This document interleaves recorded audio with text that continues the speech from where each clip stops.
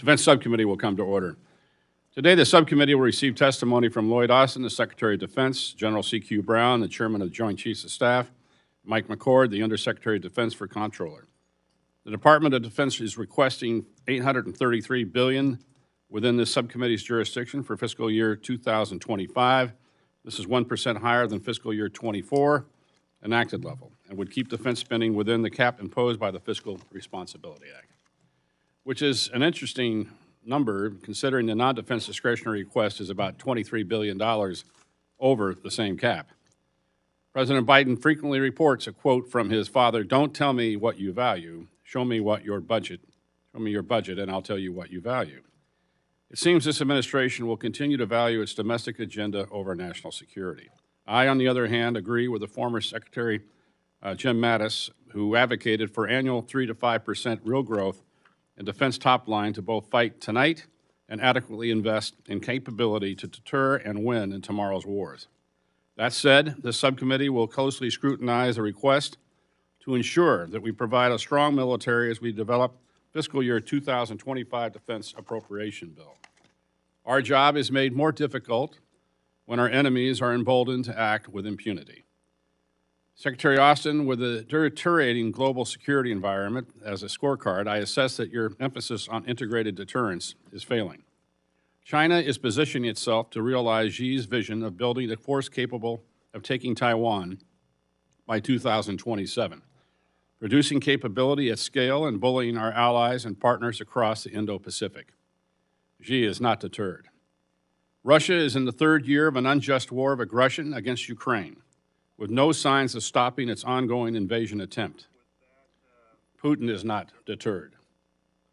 China is waging asymmetric warfare against the American people by providing base fentanyl components to Mexican drug cartels. The fentanyl products flowing across the porous southern border killed 112,000 Americans last year and devastating communities across the nation.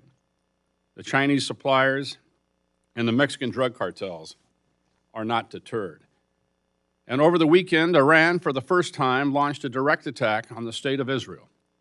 The Iranian barrage included over 100 ballistic missiles, 30 cruise missiles, 150 attack drones launched from Lebanon, Yemen, and for the first time, Iran itself.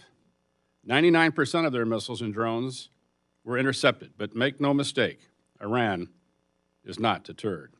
Unfortunately, the department is plagued by bureaucracy that impedes the actions necessary to restore deterrence.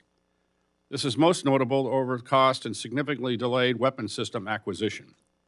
Pick a service, I can point you to systems that fit this mold.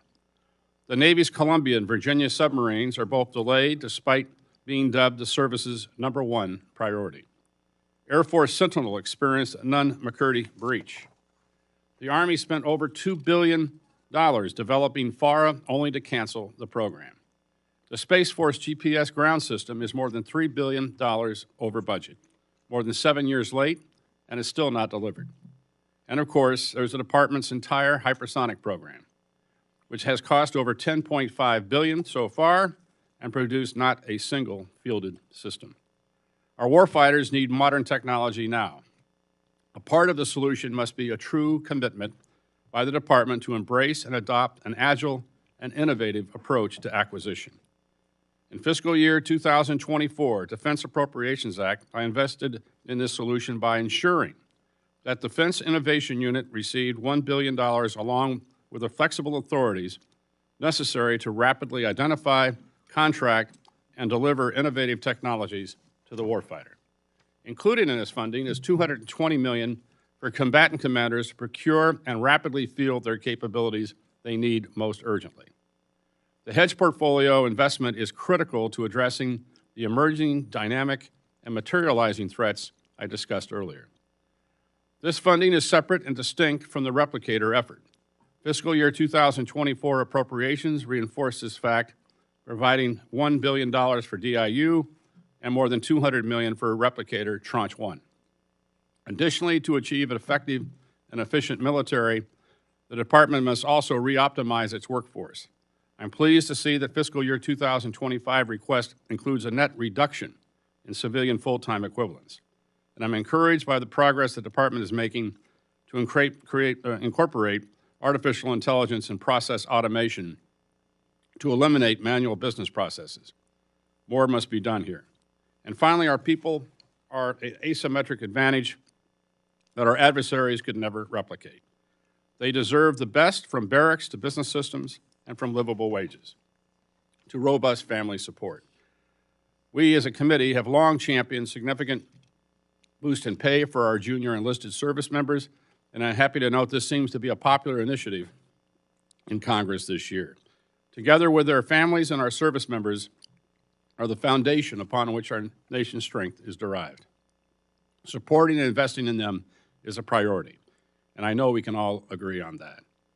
Before we hear from our witnesses, I'd like to recognize the distinguished ranking member, Ms. McCollum, for any opening comments. Thank you, Mr. Chair. Mr. Secretary, General Brown, and Undersecretary McCord, thank you for testifying before us today. General, we welcome your first appearance before the committee as the Chairman of the Joint Chiefs. For fiscal year 2025, the President has proposed $823 billion within our subcommittee's jurisdiction. It conforms with the enacted level in the Fiscal Responsibility Act, which passed the House by a vote of 314 to 117. This allowed for a $7 billion increase above fiscal year 2024 enacted levels, even though it is below the rate of inflation. I voted for the Fiscal Responsibility Act, not because I agreed with the spending levels in the deal, but because this country could not afford to default on its debts. Mr. Secretary, as you know, the Department has received criticisms from authorizers for the top-line budget requested. I think that criticism is unfair and unjust, especially from authorizers who do not have the responsibility for allocating the funding. Mr. Secretary, you personally did not impose the Fiscal Responsibility Act of the Department on the Responsible Act on the Department of Defense. Congress did. And I think those of us who voted for that law, we need to remember that when talking with you. I hope Congress has learned a hard lesson that we should not hold our national debt limit hostage over arbitrary spending caps. The Department and the administration are conforming to what the law of the land is. Asking the Department to ignore the law is not advisable. I know each of you and the service chiefs have made difficult choices this year to follow the law. As I said last year, Congress must be better about making hard choices when it comes to the defense budget. We need to continue to train, equip our servicemen and women, and to support them and their families here at home. We must prioritize modernization of our force and support investments which will support future modern combat. And most of all, we need to meet the requirements included in the National Defense Strategy. Every dollar allocated in your budget request represents an increased effort to defend our nation and to deter threats. As you know, we finally enacted fiscal year 2024 bill on March 23rd, 6 months after it was supposed to be completed. This delay triggered multiple continuing resolutions and impeded your ability to start new programs. None of this should have happened. Now, turning to the security supplemental. The Senate passed it over 2 months ago, and it's deeply unfortunate that it has not been brought directly to the floor for the House for a vote. Funding that bill would provide much-needed support for Ukraine, Taiwan, Israel, and it will make sure that we have the critical munitions we need here at home to protect the United States. The supplemental will support our military and provide them with the ammunition necessary to defend us here at home and support our allies abroad. And it also includes much-needed humanitarian assistance, which is long overdue to the people who need it. As the Chair mentioned, evidenced by Iran's actions this week, and Israel will require more interceptors to defend itself from Iranian missile attacks. Last week, our subcommittee was briefed by U.S. European Command on the prognosis for Ukraine without American support. As you know, it was chilling. Without the United States assistance, Ukraine will literally run out of ammunition, and more civilians in Ukraine will be murdered by Russia. For these reasons, the supplemental must be enacted as soon as possible. While the hearing today will cover a range of topics, I want to highlight a few that are very important to me. First, I'm concerned about our nation's ability to address emerging threats. Many of the major systems that we rely on from each of the services are delayed and require additional funds from their original stated contracts. This needs to stop. Our industrial partners seem to be losing workers right and left after they've been trained, particularly in the shipbuilding industrial base. This is unacceptable, and it is extremely concerning to me. The Department, Congress, and industry must work together to ensure that there is consistency because of those jobs and the people in them are important to the national security of our nation.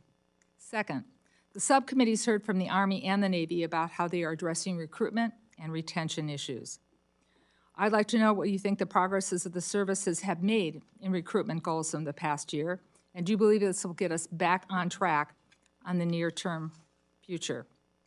And finally, given the focus on the Pacific, which is important, and the recent visit of Washington by the Japanese Prime Minister, I'd like to hear your thoughts on our relationship with Japan.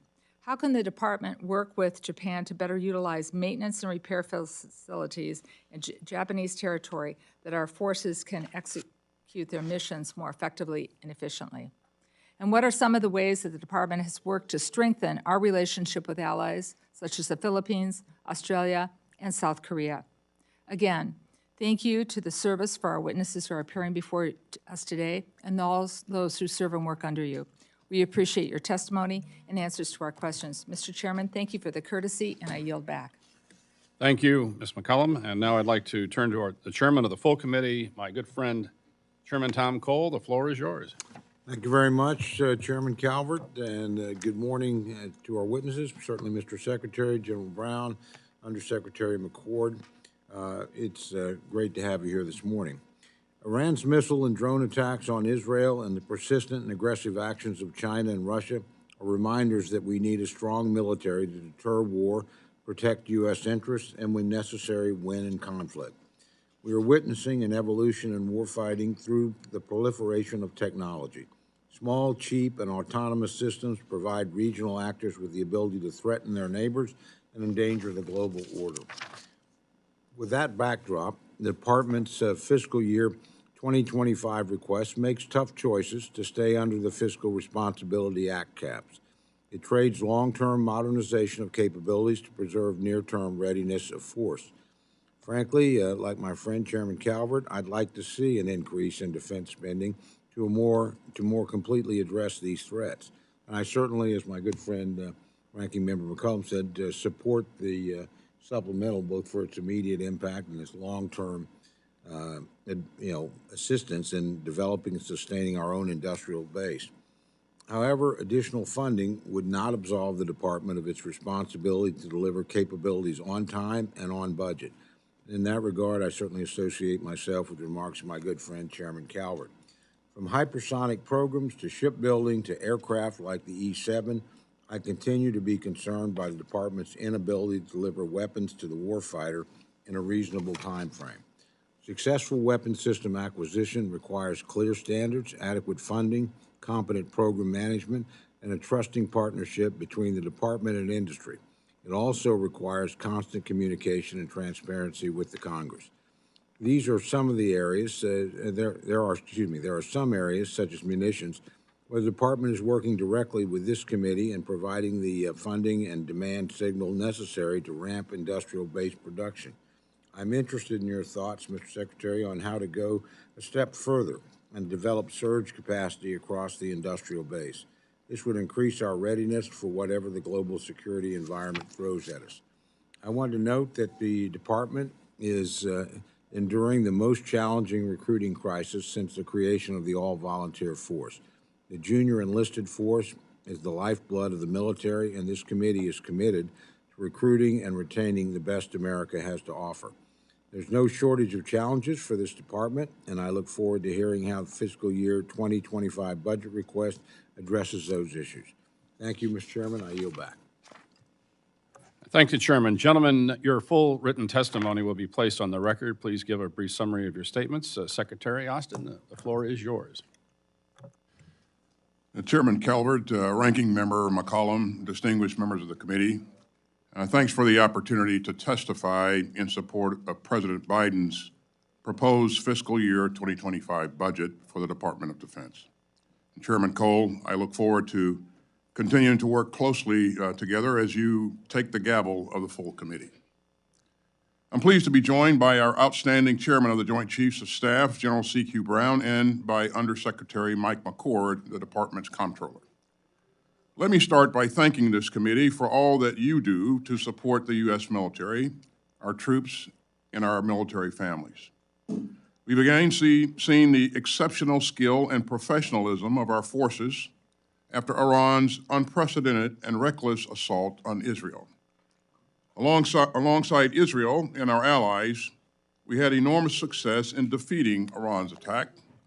We will continue to stand ready to protect our troops in the region and to support the defense of Israel from attacks by Iran or its proxies. And our commitment to Israel's security is ironclad. And let me be clear, while we've not seen renewed attacks on U.S. forces or facilities, as President Biden has said, we will not hesitate to take all necessary actions to protect our people. Now, let me turn to this year's budget request. Austin, you have killed my child's cousins in Palestine. You continue. Meeting will be suspended. Everyone in this room is a The committee will be in order. The chair notes the disturbance of the committee proceedings. killing. The chair reminds our guests of disruptive demonstration in the audience in violation of the House rules. Any additional disruptions to the hearing will require law enforcement to remove protesters from the room and restore order. And I will do that. Mr. Secretary, please continue. Thanks, Chairman. As Secretary, I've always been guided by three priorities: defending our nation, taking care of our people, and succeeding through teamwork. Our budget request for fiscal year 2025 will advance all three of these priorities. The committee will stand in recess until the Capitol Police can restore order. Capitol Police, please remove the demonstrators from the room. Committee's in recess. Please remove all protesters from the room. Please remove all protesters from the room.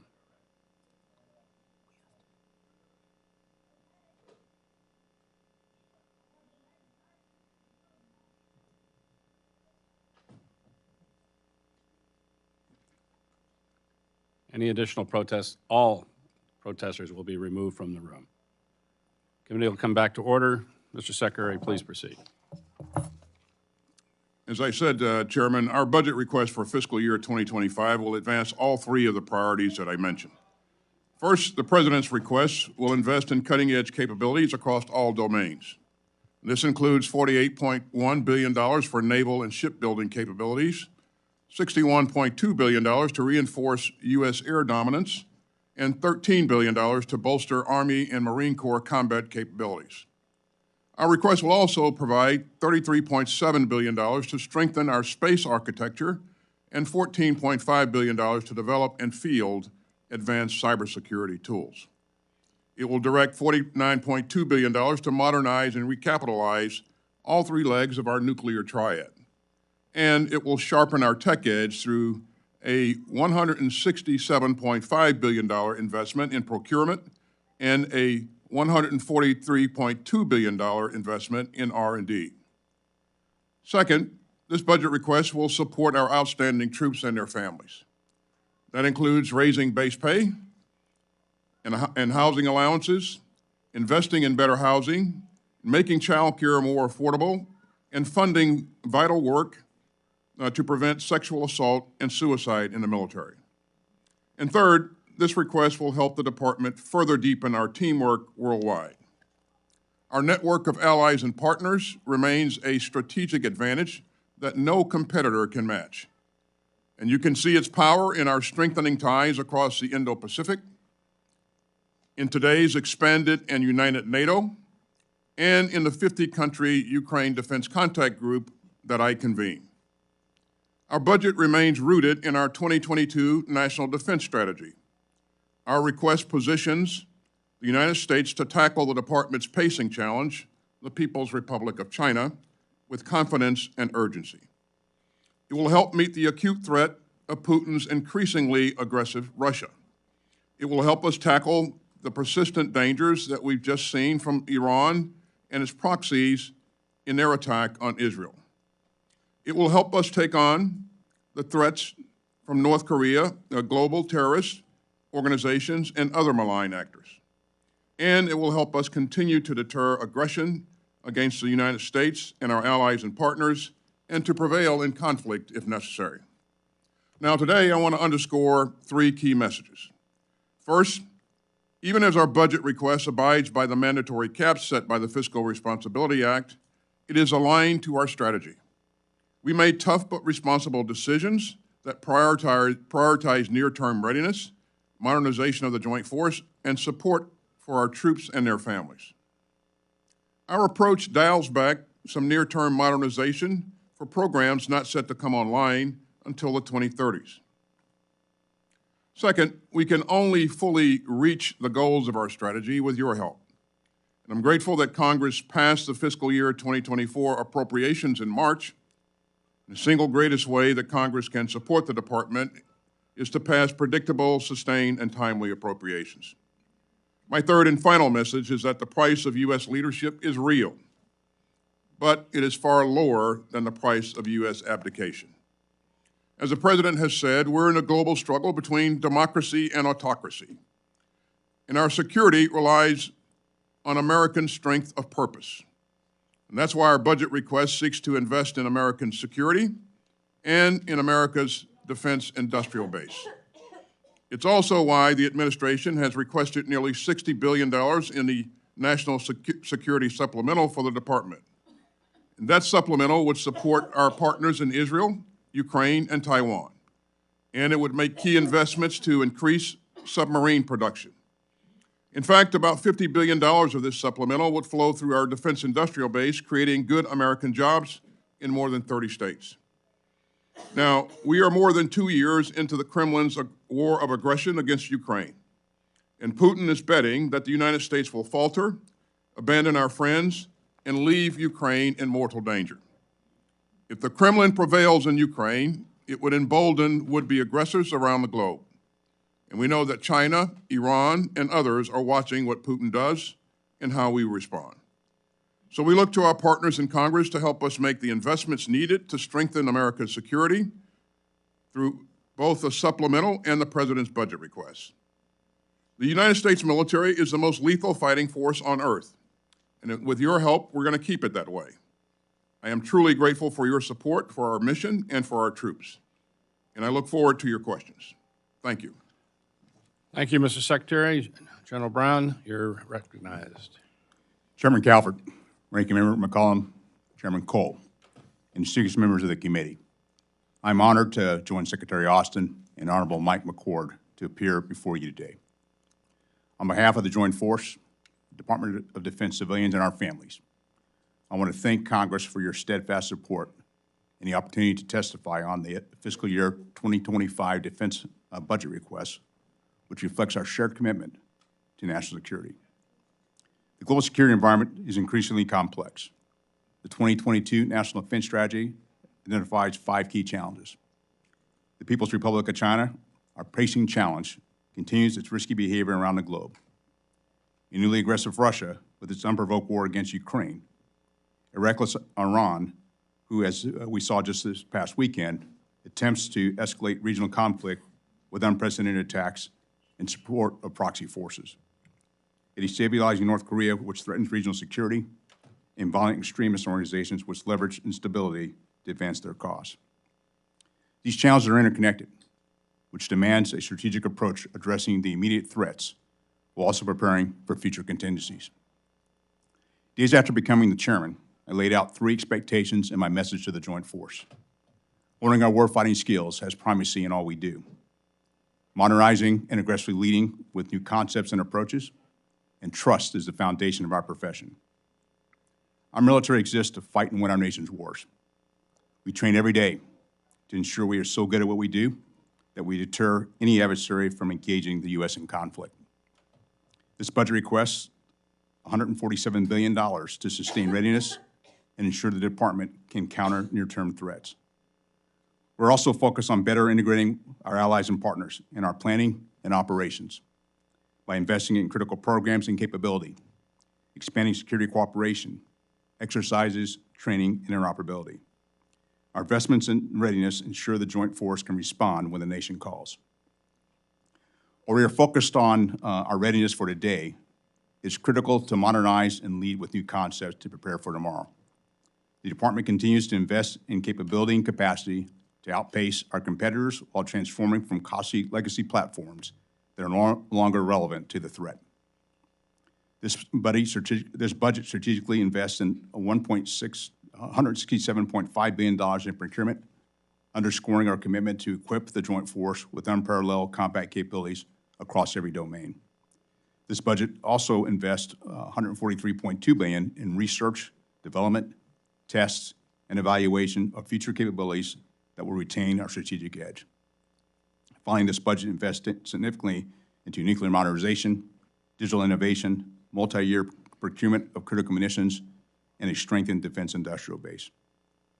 With rapidly evolving threats and technology, accelerating our modernization is crucial. Lastly, trust is the foundation of our profession.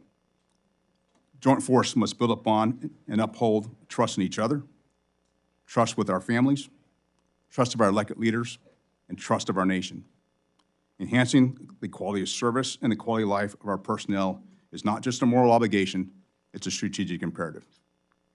This budget includes investments in quality of service efforts such as advanced training, educational benefits, and career development, while also investing in quality of life projects like housing, medical clinics, and child care facilities, as well as funding spouse employment initiatives, enhanced mental health resources, and robust programs to combat sexual assault. We must create an environment where all can reach their full potential. Trust that our joint force stands ready to defend our national interests, ready to deter aggression, and ready, if necessary, to fight and win our nation's wars. I thank you for your support and collaboration and our shared commitment to face the security challenges of today and prepare for tomorrow. We are living in consequential times, and there is no time to waste. Thank you, and I look forward to your questions. Thank you, General. I want to make sure that each member has a chance to ask questions, so each member will have at least 5 minutes to answer their questions. When your timer turns yellow, you have 1 minute remaining. First, I'll recognize myself. Innovation and rapid fielding to the warfighter has been a #1 priority of mine since coming to Congress. There are many efforts underway, and I'm encouraged by this momentum. However, as stated before, and I support the Replicator initiative, in no way should Replicator cannibalize from the hedge fund established in FY24. General Brown, the transition of requirements to capabilities to a program of record is low, not well understood, and opaque to warfighters and industry alike. How will you address this issue during your tenure? Chairman, I appreciate the question, and I would also offer I have the same focus on being able to accelerate capability to our warfighters. You know, part of this dialogue is really the collaboration that I try to do. I know it with the service chiefs, but how we engage with from our requirements through our acquisition and through industry to best accelerate each of these capabilities to go from a prototype to production. This also is very important about the defense industrial base, so we can actually make sure we can be able to deliver the capability once we identify the innovation and be able to move it much more quickly into the hands of our warfighters. And so it's going to require leadership, which I'm happy to do, but it's also going to require for us to have on-time resourcing, a constant demand signal, and to build that trust across the spectrum to make sure we bring the capability forward much faster. Well, I look forward to working with you on that. We can make sure that we deliver the funds on time. Secretary Austin, last week, Undersecretary Hsu inaugurated the Transition Tracking Action Group, which will employ advanced analytics to track how the department delivers capability to the field. Will you commit that this effort will be collaborative with Congress and that you'll support its success? Absolutely, Chairman. Again, I commend Ms. Shue, or the Honorable Shue, on the things that she's done since we've been together. I think she's done a number of things to include things like Radar and OSC, as you know, to help us bridge the valley of death. And the programs that you mentioned, or the initiatives that you mentioned, are really mutually supportive. And we're going to continue to do everything we can to move capability as quickly as we can across the valley of death and get it into the hands of our warfighters.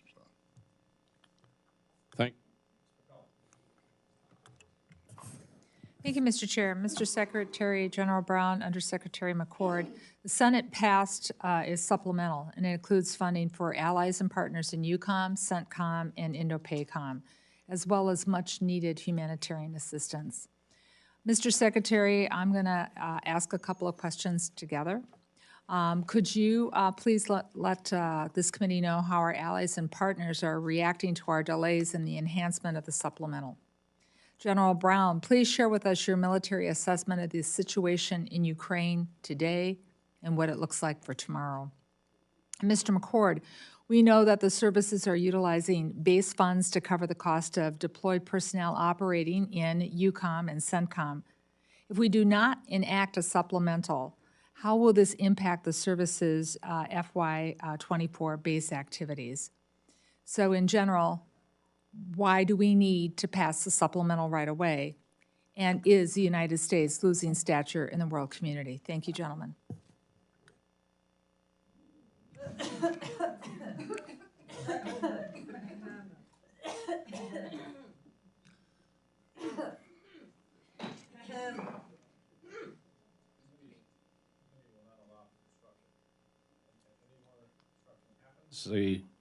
We will recess and have the disruption removed. Mr. Secretary, you're recognized. Well, thank you, Chairman. You know, delaying the supplemental sends a terrible signal to our allies and partners, and they will question whether or not you know, we are committed to this cause, and whether or not we are a reliable partner. And we have, as you know, we have led every inch of the way in terms of making sure that security assistance is provided to Ukraine. We've united NATO, been instrumental in uniting NATO in ways that we haven't seen. Actually, NATO has expanded, and so I think that American leadership in this endeavor has been really, really important. I think that it's also, you know, the supplemental is also important to us for our security as well. This supplemental invest in our industrial base. As you know, we don't provide funds to Ukraine. The Department of Defense doesn't. We provide materials in terms of weapons, vehicles, munitions, and all of those things are replaced by us, and the replacements are designed and built in our industry, and so that means good jobs, jobs for people in America. So if that supplemental was passed, and when it gets passed, some $50 billion or so would flow through some 30 states here in America, and I think that's really important. And again, the supplemental not only provides support for Ukraine, but it also for Taiwan. Committee will stand in recess until the Capitol Police can restore order. Please instruct the Capitol Police to remove the disruption. Lloyd Austin, you're a liar. You lied to your nation about the genocide in Gaza. You're a liar. You're about the genocide in Gaza. You're not fooling anyone.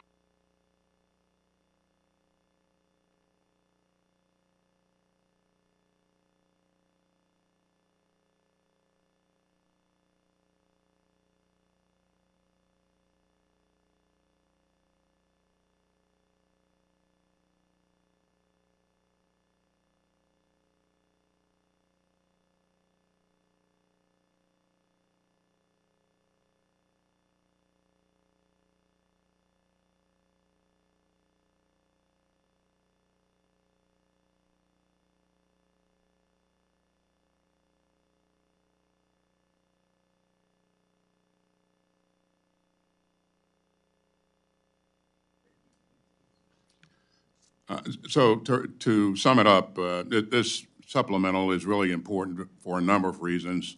And again, it's important to us for our security as well. And it's really important that we have the ability to replenish the stocks in our inventory that will be critical for us going forward. Ranking Member McCollum, you asked about my military assessment on Ukraine. And I'll just tell you that Ukraine right now is facing some dire battlefield conditions. And it's partly because their capability from a resourcing standpoint, from whether it's munitions, whether it's vehicles, whether it's platforms, they're not being outmatched by the Russians. They've had some pretty, Ukrainians have had some positive gains in the course of the 2+ years that they've been in this conflict, regaining more than 50% of the territory that the Russians seized at the beginning of the conflict. Those hard-fought gains can be lost without our support. And so it's important that we continue to provide them the capabilities that they require. And so when I think about this, I think about the supplemental does three things. One, it supports Ukraine's ability to defend itself. It shows, it puts money into our defense industrial base, not just for Ukraine, but for many of our allies and partners, because the U.S. equipment is valued around the world. And last, it shows U.S. leadership. I've been in this job 6 months, and I've had about 150 engagements with my counterparts from around the world. And they often talk about U.S. leadership. I can tell you it's wants, it's desired, and the actions we do are sending a message of where our commitments are, and it also sends a message to our adversaries. And I think it's important that we continue to show leadership like we've done throughout my entire career wearing this uniform, and I want to make sure that we do that. Ranking Member, thank you. Well, the security assistance is, of course, the most urgent, time-sensitive part of the supplemental and cannot be replaced with anything in the base budget. You highlighted the lesser-known part is that the Secretary and the President, of course, can deploy forces quite legally where they choose to, and we've surged forces in Europe the entire fiscal year to date, Navy in particular, and CENTCOM the same way. We have incurred over $2 billion and counting of operational costs that if we can't get the supplemental, will have to be absorbed in the base budget. We would have to work with this committee and the other committees to try and reprogram funds, hopefully not from direct readiness, but from, if not that, readiness enabling things like facilities maintenance and equipment maintenance. So there is an impact on our forces and our readiness as well if we cannot get the supplemental approved. Thank you. Mr. Cole. Thank you very much, Mr. Chairman. Mr. Secretary and General Brown, I want to ask you if you would. First of all, I want to compliment you. Thank you for the performance of our forces and your leadership in the recent attack by Iran on Israel. I thought our personnel were just outstanding, and that reflects well, certainly, on both of you and our military. What additional things, in your professional opinion, do we need to do to provide Israel with what it needs to defend itself in the short term? Well, thanks, Chairman. The most important thing that we can do right now is to pass the supplemental, and that will provide us the opportunity to continue to provide security assistance to Israel in terms in the form of air defense interceptors, munitions, and things that it critically needs to be able to defend itself. But that supplemental, I would say, Chairman, is truly the most important thing that I would highlight for you. So. General? Chairman, I'd echo those comments. And as I have a chance to talk to my Israeli counterpart and my other counterparts region, it's important that we provide that capability through the supplemental. But I also think about what it does for us and for our forces. And I'll just also highlight, I couldn't be prouder of the work done by our forces over the course of this past weekend. It shows the professionalism of our force, and that's why we had the most combat credible and the most respected force in the world, because of events like that. I'd also ask you both, obviously, when we employ our forces in this way, they're exposed themselves to being attacked, and we've certainly had plenty of incidents from Iran attacking. So where are we at in terms of force protection for our men and women on the ground that are engaged in these activities? Force protection is of utmost importance to me and to the department and to the President. And we have done a lot in the last several months to reinforce our force protective posture in the region. As you know, we deployed a number of additional assets over the last several months to ensure that we accounted for just about any contingency that could arise. And we, as I said earlier, while we know that we haven't seen any additional attacks from Shia militia groups over the last several weeks, we know that that could change in a moment's notice. If it does, then you can expect that we will do what's necessary to protect our troops, and that we will respond at a time and place of our choosing. Again, I'd echo exactly what the Secretary said. It's very unfortunate we lost 3 service members back in January, but the tremendous work by our forces for force protection and be able to respond like we did back at the beginning of February sent a pretty clear message that we will defend ourselves, and as the Secretary highlighted, we'll continue to do so. Obviously, this supplemental has a lot of different components to it. We've talked a lot about Israel and Ukraine, the importance of both those, and I certainly agree and hope we can get that done literally this week. But there's another component portion, of course, and that's directed to the Western Pacific, both to our own forces and to Taiwan. Widely known that Taiwan has ordered billions of dollars worth of weapons from our country that haven't been delivered. Can you give us some insight as to the difficulties, why we have not been able to help a country that literally is under enormous pressure from China receive weapons that it's actually paid for? This has been an area of focus for us, Chairman. We, from the very beginning, I asked my team to bore into what was causing the delays or is causing the delays. And there are a number of things that come together to create those delays. And we are working hard to make sure that in every way possible, we do everything we can to speed the process up. I agree with you that this is critical capability that's very much needed by Taiwan, and so we're going to continue to work on this. But it's a complex picture, but nonetheless, we're going to make sure that we're doing everything we can to move as quickly as possible. And we continue to communicate to our allies and partners where we are in terms of getting them the needed capability. And again, I could not agree with you more. This is really, really important. So. Okay. One last question, and I'll direct this to you, General Brown. You're very familiar with Tinker Air Force Base. We've talked about it a lot over the years. As you know, the AWACS wing is primarily based out of Tinker. Those are really old airframes, E3s. We know we're beginning to try and address that problem, but this is something I've raised in this committee for many, many years. Tell me where we're at in terms of the E7. I am a little disturbed. I think in the department budget, we're zeroing out that line. Again, I know you're under a lot of pressure or money for that right now, but let me know where we're at, because I do worry with the Russians. This is, airborne early warning combat control capability. We have lost a lot of that as we've retired E3s. We haven't been able to replace them anywhere near as rapidly as we should. So give us an update on how we're doing there. Well, Chairman, I'm a little bit removed from my time in the Air Force, but I'll defer to the Air Force to get to some specifics, and we'll do that. I'll have that opportunity next week with okay. them. So. But one of the things we were really trying to do was, first of all, as you know, you got to buy the green aircraft from and then convert it over. And we were looking at the long lead items to make sure we were able to do that, but also at the same time working with our allies and partners, particularly the Australians, who have the platform today, and we have airmen in Australia that are training. So not only it's the aspect of getting the capability like you described with the prototype, but also marrying up our service members so they can operate it as soon as it becomes available.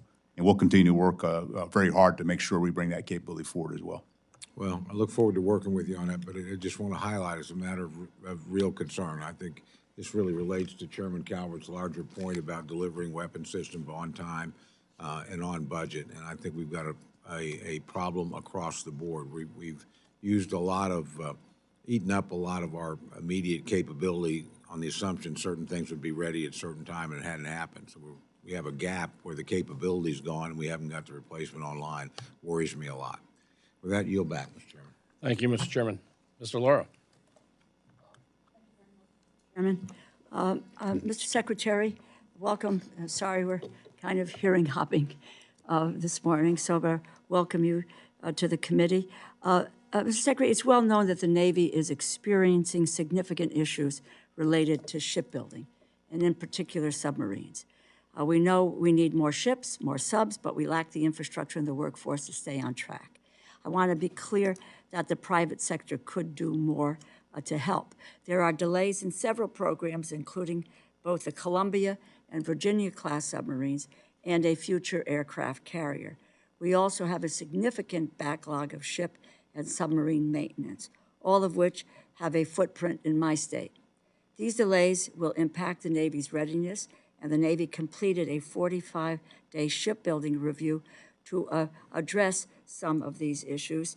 And I noted in a recent article, here's Sea Air Space, and it says that the Secretary of Navy says 45-day shipbuilding review will be followed by another review. Can you share with us your impressions of the findings of the first review, particularly the delays in the Columbia-class submarine, and how this might impact the shipyard industrial base, and what this committee can do to assist you? Regarding the delays, I share your concern. As you know, we're requesting to invest in one Virginia class this year versus two. Mm-hmm. And the reason that we're doing that is because there's a backlog. And rather than increase that backlog, the right thing to do, in my view, is to invest in the industrial base in terms of giving the industrial base the means to expand capacity by recruiting and retaining the right people, making sure that they can strengthen their supply chains. And so in 23 and 24, we asked you for $1.9 billion to invest in the submarine industrial base. And this year, we're asking you for, in this budget, for some $4 billion, excuse me, for the industrial base, for the 25 budget. That's in addition to the $3.3 billion that's included in the supplemental. So as you can see, there's some pretty significant investment in the industrial base, and I think we have to do everything we can to put those resources to good use. Now, I met with the CEOs of General Dynamics and Huntington Ingalls here recently, and we talked about what their challenges were in terms of workforce challenges and supply chain challenges, and we talked about how we could best use those resources that you are allowing us to invest in. So certainly they are doing things on their own to invest in increasing capacity, and I think the right things are going to happen. It's just going to take a bit more time. And as you know, because of AUKUS, Australia is also investing in our submarine base. So the amount of money and the amount of resources that we're putting against expanding capacity, I think, is material. It's real capability, and we have to make sure that we're putting it to good use. I know that industry is serious about it, and again, it's just going to take a bit more time. I understand, and if we could, and we can speak offline, but the findings of the 45-day review, I understand that, and I think the committee has tried to provide resources, but then I just, read that we are then looking at additional review to deal with ordering another review to take a deep dive into the opportunities for improvement. I don't know how many dives we need with regard, and that's, with regard to submarines, how many dives are we going to accommodate here? But I would like to know, I hope the committee would like to know, the results of that review, where you think it takes us, and what is going on with an additional review of this. And I appreciate your working with General Dynamics and others and getting their view, and the Australians. If I can ask you a question about continuing resolutions. I appreciate your comments and your testimony regarding about the importance of passing government funding bills on time to ensure our nation's safety. Keep the industrial base strong, out-compete our adversaries. Many of my colleagues speak at length about wanting to achieve these goals, yet, as you know, we passed the defense spending bill this year over 5 months late. I repeat, 5 months late. I hope that we do not continue to play games with our federal spending process this year. Can you elaborate on the negative effects of continuing resolutions for the Department of Defense, American manufacturers, the industrial base, and for our readiness generally? What would be the consequences of another CR this year, Mr. Secretary? I hope General Brown and Mr. McCord can chime in as well. Well, the effects of the CRs are significant, especially if you have CRs that last that long. You obviously can't initiate new starts. You lose a lot of time on initiatives, and the one thing that you can't buy back is time. And so over the course of years, these things compound, and they add some of the friction that we've been discussing. But again, I think the best way that we can help ourselves is to make sure that we receive an on-time budget. And as you know, our budget request is directly linked to our strategy. So without a budget, we can't execute the strategy to its fullest. And I've been pretty deliberate in asking my staff to maintain course on making sure that everything that we ask for is directly linked to the strategy. And we've done a good job of that over the last 3 years. But if you don't get a budget on time, you're not executing to your full capability. So it has a significant impact on our ability to do a number of things, but you can't buy back time. General Brown? Thanks for the question. I'll tell you, I've been a general officer for about 15 years, and we spent about a third of that in continuing resolutions. And the challenge we have there is, and I'll use this year as an example, there's about 400 things we couldn't do, whether it was new starts, change our levels of our procurement, or to do MILCON. And so particularly when we work with our defense industrial base, and then it increased cost and increased time. And we talked earlier about when we want to deliver a capability on time, the best way to do that is have a resourcing on time. But I think the same thing for us as a department is that we have a consistent demand signal, which is why multi-year procurement is another piece that helps that demand signal. It allows the defense industrial base to do their supply chains, have a workforce that has consistency in employment. And so it's important. All that comes together for our national security. It's really, it's hugely important. Thank you. Mr. McCord? As Secretary noted and General Brown noted, we have now emerged into a pattern over many years of spending about a third of each fiscal year in a CR, which is much more problematic on the acquisition side. To go back to Chairman Cole's comments about trying to deliver things on time, our contracting gets delayed. We have a better time managing on the operating side than we do on the acquisition side. In this year, the particular issues were the difference between our request and the CR was about $25 billion. So think about losing $2 billion a month. Falling behind, hoping that you'll catch that up. But also, just given the way that the Fiscal Responsibility Act was written, there was a chance, however remote, of a full-year CR and of a sequester. And so myself and others spent considerable time planning for things that didn't happen, which was also time that could have been used on other, more productively. Just as final comment, and thank you, Mr. Chairman. I think it's, and the ranking member mentioned it a moment ago, this winds up being a terrible waste of taxpayer dollars.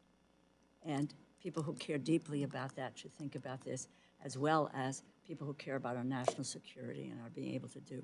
You can't buy time. I think that's a critical comment. Mr. Secretary, thank you. Thank you, Mr. Chairman. Thank you. And I think that we would all agree no one on this committee enjoys continuing resolutions. And, I understand and that. I hope that we could talk to some of our friends and colleagues over in the other side of the building in the United States Senate. We got our bills done relatively on time, and unfortunately, the Senate seems to get in the habit of not passing Well, appropriations. Mr. Secretary. On both sides of the aisle. Mr. Chairman, with all due respect, I think we have to talk to people on our side who proclaim that continuing resolution would be great. Even shutdown of the government would be great. Well, I don't think you know, that and was- I know, and others know, that ain't the truth. That's not anybody on this committee. No, hey, I'm not talking about this. Please, people shouldn't feel, threatened, but it's out there. Thank you. Thank you. Mr. Rogers. Thank you, Mr. Chairman. Gentlemen, welcome to the subcommittee. And General Brown, congratulations on your elevation. First time in front of us, you're with us as chairman of the Joint Chiefs. So congratulations and welcome. Let's talk a moment about the ramifications of what we do in Ukraine. Obviously, our most severe non-combatant is absent from the scene. But the ramifications of what we do there or don't do there is heavy. Ms. Secretary, would you care to tell us what you think is the bigger picture, the strategic and moral importance of the situation in Ukraine as it relates with us? You know, what we said from the very beginning, sir, is that we want to see, at the end of the day, a Ukraine that is a democratic, independent, and sovereign state that has a means to defend its territory and deter aggression. And Ukraine is not asking for us to fight the fight for them. They are asking for us to assist by providing some of the means that they need to protect themselves and defend their territory. And we've done that over the last 2 years, and that's why they are in the place that they are now. I mean, they've defended against a much superior force, and not only held their ground, but also taken back some 50% of what Russia, the ground that Russia occupied initially. And I think for a much smaller force, I think that's commendable. But unless they have the air defense interceptors, the artillery munitions, and other things that they need, it's going to be very difficult for them to sustain their efforts. Now, if they are not successful, to your question, it has ramifications not only for Europe, but for the United States of America. Because we all know that Putin won't stop in Ukraine. This will continue. And, our allies on the Eastern Front there are very, very concerned about that, and rightfully so. It will also signal to other autocrats around the globe that, the United States is not a reliable partner.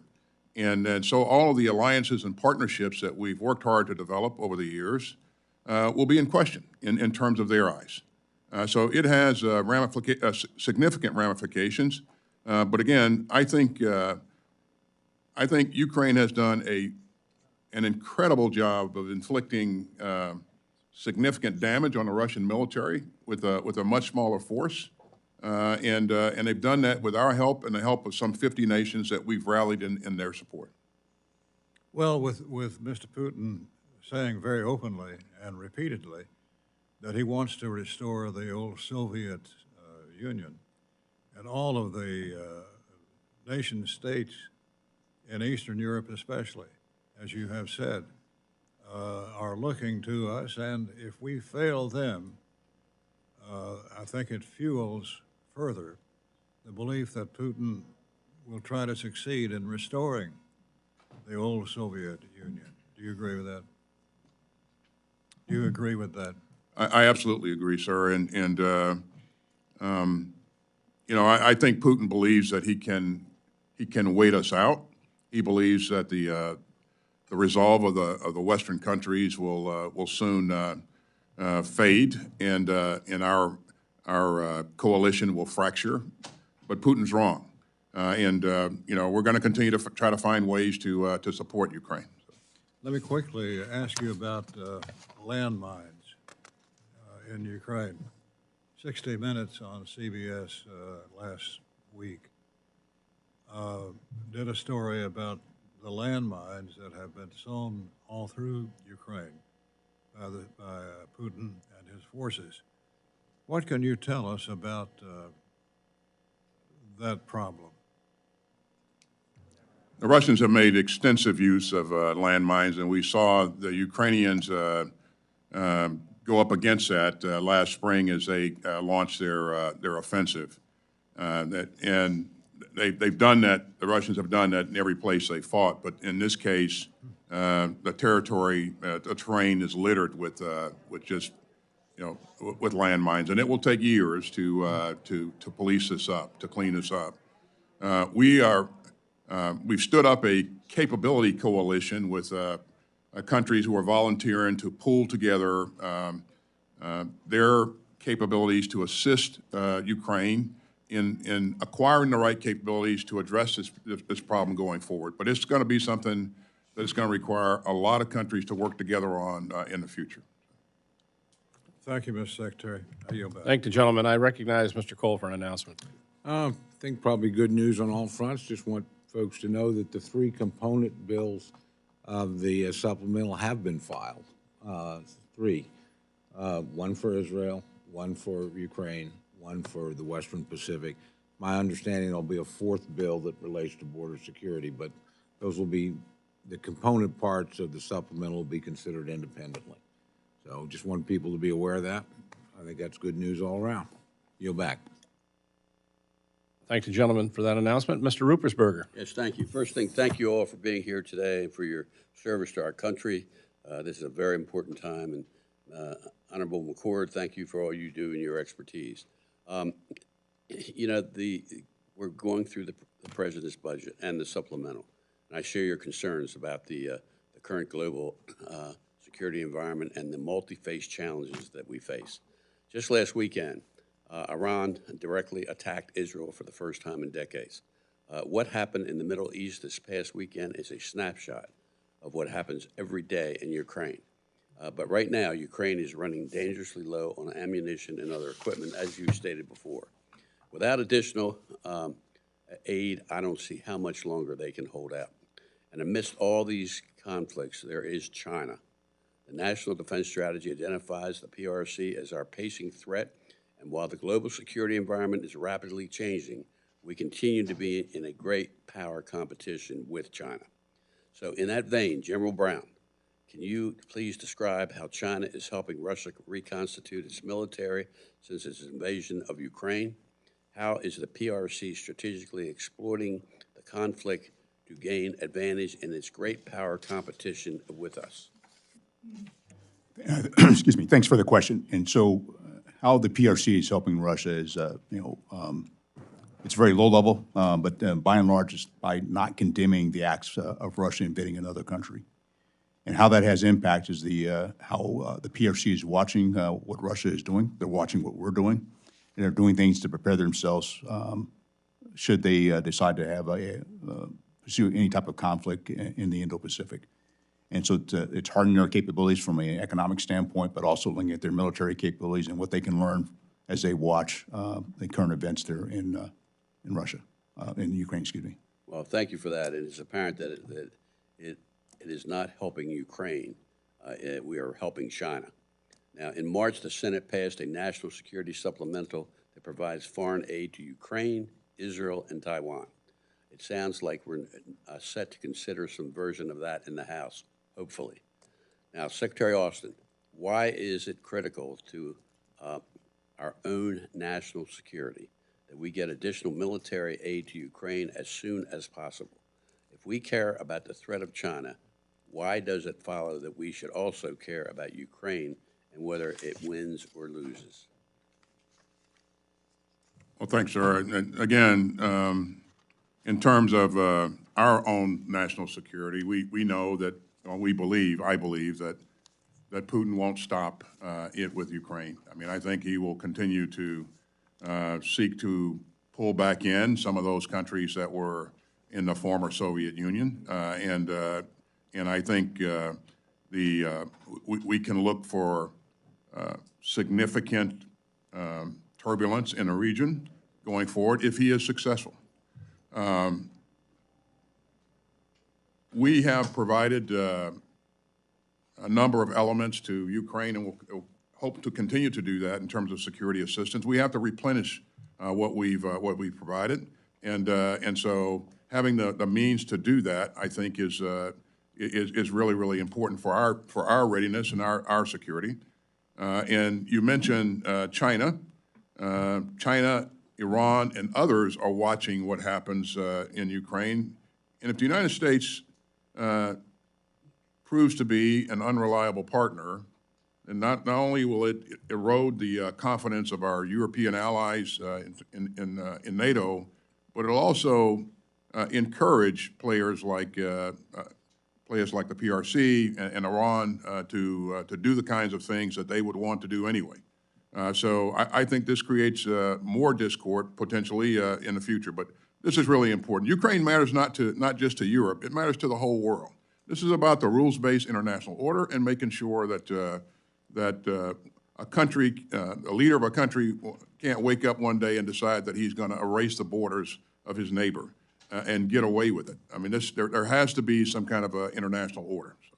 Yeah, I want to make this comment. I'm very concerned that certain members of this House are acting as if China is Russia is our ally. And I hope that we can get the facts out that this is a very serious issue. And I wish more people who feel that way in this House would attend this type of hearing to realize how dangerous that is. Thank the gentleman for his question. Mr. Womack. Thank you. My thanks to the gentlemen before us for their longstanding service to this country. I want to follow up on a conversation that we were having with the ranking member of the full committee, Ms. DeLauro, on budget process and on continuing resolutions and this sort of thing. Secretary Austin, have you ever known Russia to operate under a continuing resolution? I have not, sir, and I've never known China to operate under a continuing resolution either. Well, I'm glad you asked that question because my next question was to General Brown. Have you ever known China to operate under a continuing resolution? I have not. So if they have needs, they take care of those needs? Secretary McCord, Kim Jong-un, does he operate ever under a continuing resolution? He does not, Mr. Moa. And I won't bore you with the others. I had listed ISIS-K, violent extremist organizations. The fact is, adversaries to our way of life and to the way of life of free nations all around the globe, they don't operate under continuing resolutions. And they don't threaten to shut their government down. And to me, it places a heavy risk on our men and women who serve in the greatest military on the planet that we would ever consider delaying a budget like we did this past year for 5.5 months in the fiscal year, because I think that does endanger our way of life. I'll leave it there. Secretary Austin, the DOD budget request for 25 is capped at a 1% increase compared to 24 under the FRA. It's clear the DOD prioritized increased funding for some services more than others. For example, the Army saw a 0.2% increase in funding. The Air Force got 1.1%. Can you outline the risks that we buy in this budget proposal to the Army if we adopt those top-line constraints? Because of the top line, we had to make some choices, but we linked our request to our strategy, and these were difficult, but I think prudent choices. And again, as we have worked with the services, I think that, you know, the investments that we've made in near-term readiness and in modernization and in taking care of our people will pay significant dividends for us in the near to midterm and in the long term as well. And we also recognize that in the out years, the top line is going to have to grow a bit in order to make sure that we maintain pace and speed with modernization. So it is something that we don't take lightly in terms of, you know, how we resource the entire force, and choices have to be made. The services participate in our deliberations, and so again, I think it's the risk are acceptable at this point in time. So. General Brown, and both of you are keenly aware that joint multinational large-scale training scale exercises enhance our forces' readiness. Can you describe how these exercises help our formations in learning how to integrate at scale and across domains, and how the continued repetition set the joint force up for success in the face of conflict? You know, every time we get to train, whether it's by individually within our services, train as a joint team, or train with our allies and partners, it just makes us stronger. And what that does, it allows us to work on our areas of interoperability, but it also identifies some areas we can improve upon. Because we want to continue, every time we have an exercise, is to step away from that exercise and learn something about ourselves as a force that will be applicable to the threat. And so every time we do this, it's, you know, we try to take away the lessons learned, and they're not just lessons learned or observed, it's how we implement those to ensure that our joint force with our allies and partners can do what the nation asks for, but also for our national security and the security of our allies and partners as well. So if we were forced to make some decisions, buy some more risk because of budget constraints that we have, where would those joint exercises fall in the list, if you will, of candidates for either scaling back or doing without? Well, in this particular budget, we focused on readiness, and so as the Secretary highlighted, we deferred some of the modernization to maintain that readiness. And so, you know, one of the responsibilities I have as the chairman, working with the Joint Chiefs, is to balance that risk between our readiness and our modernization, and we take a hard look at all the various exercises. I would also highlight the fact that now, because of technology, we can do a fair amount through simulation and the like, but we're trying to use every tool we can to ensure our readiness and take advantage of the exercise opportunities that we do have. Thank you, gentlemen. Thank you, Mr. Chairman and Ranking Member, and to all of our witnesses, Secretary General and Mr. McCord, thank you so much for what you all do. I would like to bring your attention to the Secretary and General Brown. Want to get your thoughts, what the department looks at sharing information and resources across commands. And in particular, I'm talking about NORTHCOM and SOUTHCOM when it deals with the southern border, what's happening in Mexico. You know very well what's happening there. I'm talking about drugs and criminal organizations, the amount of money they make, not only in passing drugs, but if you look at, 7, 8 million encounters at the border the last 3 years, multiply that by an average of 8,000 that the Coyote charged, they're making billions of dollars to our southern border. And, you know, we have NORTHCOM that has Mexico, and then SOUTHCOM has everything south, Central America and south.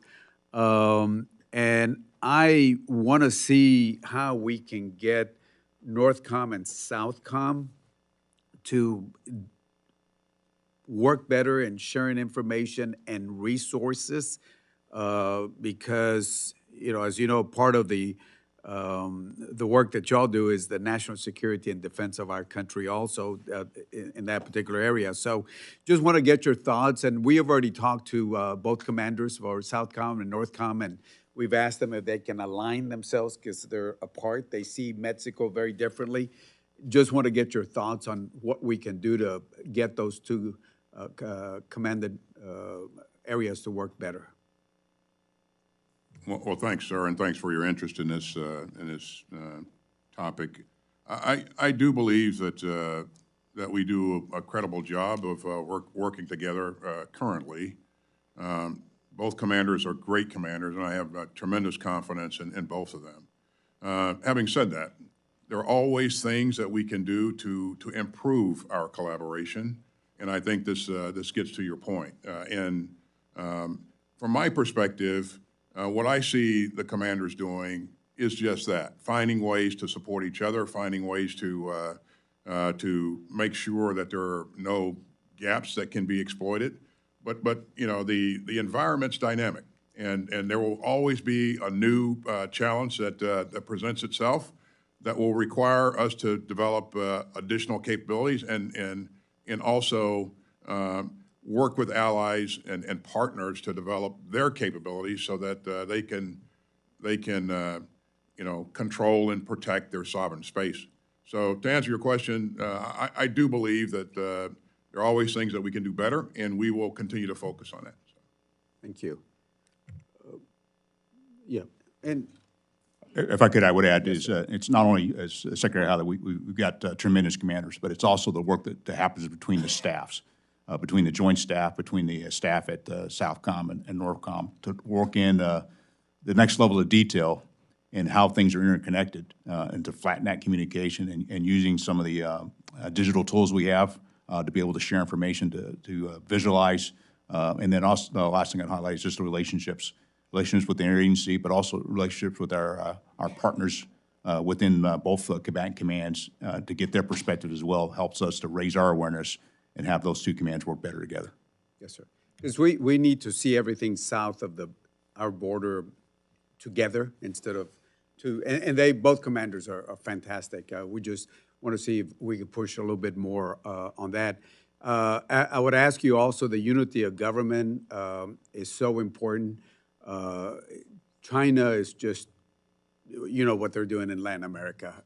They're in almost every country. And last night, somebody sent me a video, and I remember we had gone to El Salvador, and the new president at that time wanted to work with us and said, we want to keep China away. And whatever happened, our relationship with El Salvador, you know, the video that they were showing was this brand new library, and they were showing off this new library as, you know, China gets involved. And right next to him was the Chinese ambassador. And some years ago, when we went to go see him at a Codell, he was trying to keep China. I guess he felt that the U.S. was not providing the support. And guess who's right there with them? And that, I can name country after country. You know what they're doing down there. So, you know, just showing up, and I know you all are doing that. We're working our guard also, our state guard, that, you know, we have our relationships. But I just want to make sure, we got so many problems across the world, but we cannot wake up one of these days and right across our southern border, you know, we see the, you know, the work that China and Russia, to an extent, but mainly China is doing down there. So we appreciate that and the focus that y'all can provide with that. To the point that you're making, sir, it does require not only the tremendous efforts of the military, but also a whole-of-government approach. And so, you know, a few dollars spent in the right places or invested in the right places can certainly buy us credibility and goodwill, access that is very important to us, and also displace some other elements that would want to enter that space as well. So. Yes, sir. Thank you. Thank you so much. I yield back, Mr. Chairman. Thank the gentleman. I would point out, too, to Mr. Cuellar, and we share the same concern on Mexico being in Northcom. The decision of putting Israel into CENTCOM turned, I think, to be the correct decision. Obviously, the coordination between Jordan, UAE, and other countries within that region proved very valuable during this last encounter with Iran. I think the same thing could happen if we could work out some kind of agreement to put Mexico into Southcom. With that, I recognize Mr. Carter. Thank you, Mr. Chairman, and welcome. Very proud of the service each of you give to our country. General Austin, I understand you had a meeting with the Prime Minister or the Minister of National Defense for the PRC, our conversation at least yesterday. Can you talk about the call and how it went? And are there plans to continue dialogues between our militaries? And what efforts are we taking to address the unsafe, risky behaviors of the PRC military and prevent conflict in the region? Well, thank you, sir. This is very important to us, and I think we've seen across our governments, we've seen a number of engagements over the past several months, including Secretary of State, Secretary of Treasury, my call, the National Security Advisor. So we are engaging at a number of levels. This is the first time that I've had the opportunity to engage the new Minister of Defense, and of course, his predecessor. We never had an opportunity to talk, and that was very disappointing, even though we reached out a number of times. You've heard me say, sir, that I think it's critical that great powers continue to maintain open lines of communication, because if we're operating in the same areas, if you know, there are a number of things that can happen that could quickly spiral out of control, and the inability to talk to senior leadership and make sure that that you know we have the ability to dial down tension, I think is really important. So the initial engagement, I think, was really good, and we spent an hour talking to each other, and I hope to continue that at some point in the future. And again, the things that we are interested in is making sure that making sure that, number one, we dial back the unsafe activity that we see in the region. You know, the unsafe intercepts of our aircraft and ships, and also the aggressive behavior that we see in the region against our allies and partners. And a good example is what we just saw with the Philippines there at Second Thomas Shoal. So so we talked about a number of things during that conversation, and it's been pretty widely reported. But again, the most important thing to me, sir, is that dialogue is there. Those communication lines are now opening up again, and we're going to try to do everything we can to maintain those open lines of communication. Thank you for that. Your budget is based on strategy. The FY25 budget includes $9.9 billion for the PDI. However, there are concerns that we're not investing fast enough in the region. Could we be moving faster with investments in that region, or do you feel we're doing enough? And our investments we are making, are they going to be enough to deter China? Thanks, sir. And let me, again, thank you for your support over the years for PDI. You're right, sir. We're asking you for $9.1 billion in this 25 budget. Over the last couple of years, we've asked you for some $20 billion plus in support of PDI. We're investing in those things that we can that are achievable. You know, things that we can actually accomplish in the time period that we want to accomplish them in the near term. So improving infrastructure, enabling our forces to be forward positioned in theater, making sure that that we have the ability to continue to conduct exercises and invest in the right things.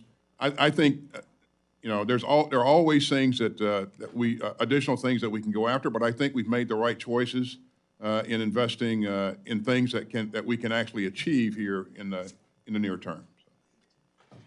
Well, thank you. I visited that region once. I'm going to do it again probably in August. I have real concerns, so thank you very much.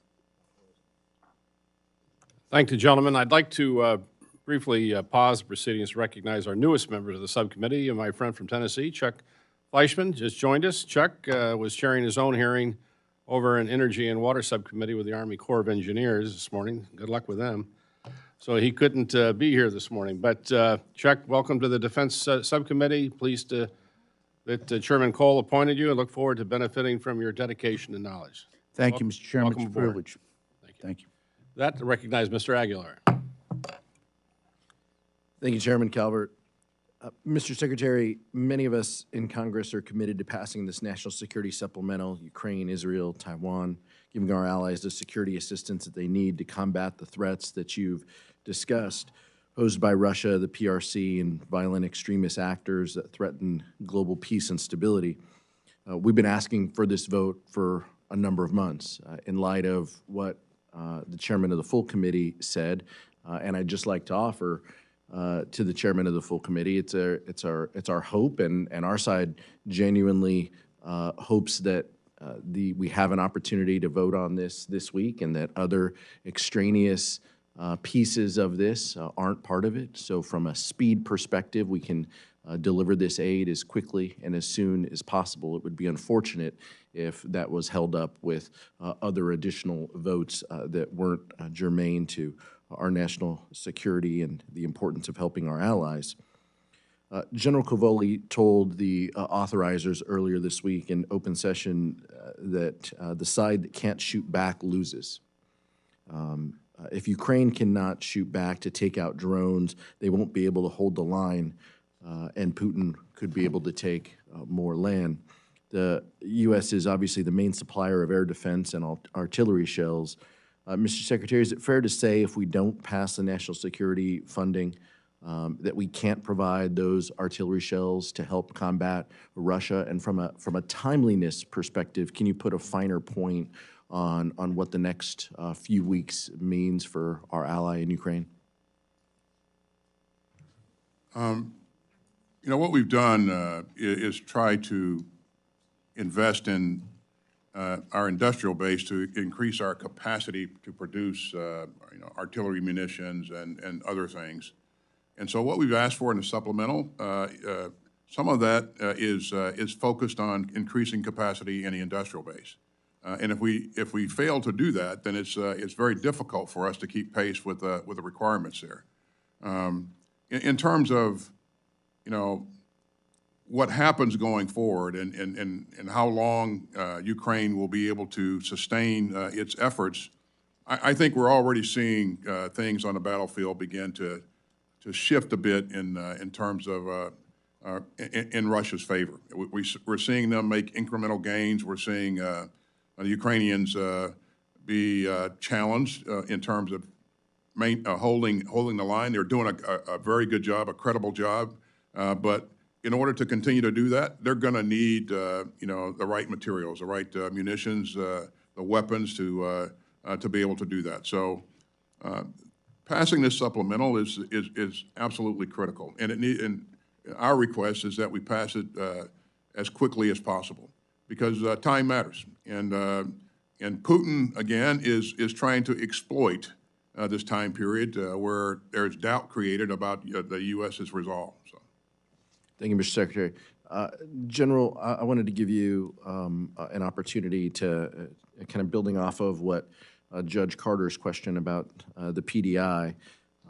Aside from obviously the importance of the national security requests that we've been talking about, all of us have been pleased to see the Pacific Deterrence Initiative and the European Deterrence Initiative contained within this proposal. Can you elaborate on the effectiveness and how the department and how you plan to implement plans to execute funding for the PDI? As the Secretary described, the PDI is going to allow us to build out the capability within the region, and so we can posture our forces. So some of that's in military construction, some of it's in weapons capability, but it's also things we can do to work with allies and partners. And I'll just tell you, I was the Director of Operations for the United States Air Force in Europe. I got there the week after the Russians went into Crimea and watched how the European Defense Initiative came about to better posture ourselves for today's current events. I think the PDI will do the same thing, and ensuring we're doing all the things to prepare ourselves for a potential future conflict.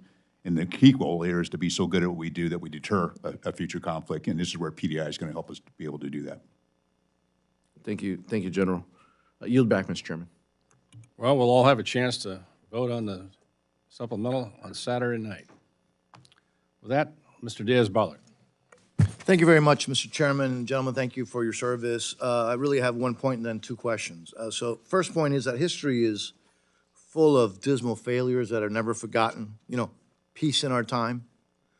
After Putin invades Georgia, that infamous reset by the then Obama, Biden, Clinton administration. And then recently, Mr. Secretary, I've seen a very catchy word that's been used to try to dissuade our adversaries and Iran's proxies. Don't. Unfortunately, that has been met by another, I guess our adversaries have been using another phrase, which is just do it. And they've been doing it. It's pretty evident that they feel that they can do so with hardly any real consequences. So here's the question, and this may require maybe a skiff to talk about it. First question is, are there going to be serious consequences to those who did not listen to all of the don't words from the administration and have done it, and including, obviously, we know that some of our GIs have died? Question number one. Question number two is this. At present, the current future years defense program indicates that the Air Force Reserve plans is to divest in the F-16 program at Homestead Air Reserve Base through 2028. I don't have to tell you all of how China feels emboldened, and they are making strides in this hemisphere and our own hemisphere. While they don't have a base yet, they do have things that are starting to look like bases.